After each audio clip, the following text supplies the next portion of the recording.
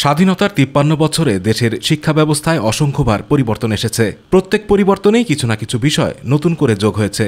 যুগের চাহিদার সঙ্গে তাল মিলিয়ে জনগোষ্ঠীকে উপযুক্ত করে গড়ে তুলতেই এসব পদক্ষেপ।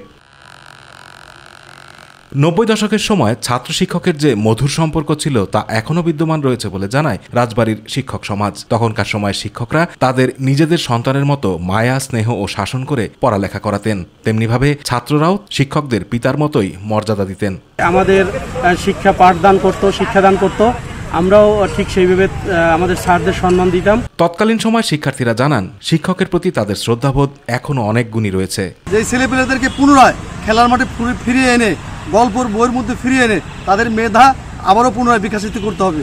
বিশ্ব শিক্ষক দিবস উপলক্ষে ২০০০ সালের আগের শিক্ষা ব্যবস্থা নিয়ে প্রতিবেদন তৈরির জন্য রাজবাড়ী জেলায় সরজমিনে ঘুরে দেখা যায়, অবসরপ্রাপ্ত বেশিরভাগ শিক্ষকই মৃত্যুবরণ করেছেন। যারা জীবিত আছেন তারাও বয়সের ভারে নুজো।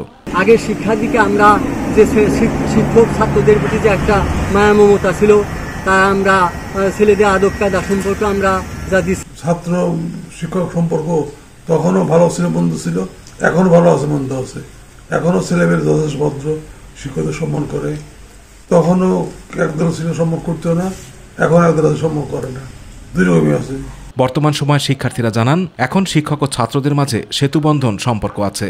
স্যাররা যথেষ্ট পরিমাণে ধৈর্যের সাথে ক্লাস করায়, তবুও কিছু কিছু আমাদের সহপাঠী এমন আচরণ করে যেটা আসলে আমরা একজন স্টুডেন্ট হিসাবে নিজেরও বিরক্ত হয়ে যায়। আমাদের কলেজের শিক্ষা ব্যবস্থা খুবই ভালো।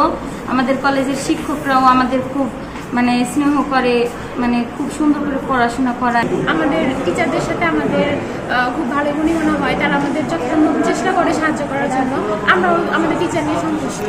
আর বর্তমান যুগের শিক্ষকরাও বলছেন, কর্মমুখী ও সৃজনশীল শিক্ষার মাধ্যমে জাতিকে গড়ে তুলতে সর্বোচ্চ ত্যাগ স্বীকারে প্রস্তুত তারা। আপনার বিদ্যালয়ে আনন্দ আছে বিদায়ী বাচ্চাদের উপস্থিতি বেশি, আর এখন বিদ্যালয়ে বাচ্চাদের উপস্থিতিটা একটু কম হয়, এই কারণে যে বাচ্চারা সাধারণত বিদ্যালয়ের চেয়ে বাইরে তার ডিভাইস ইউজ করে।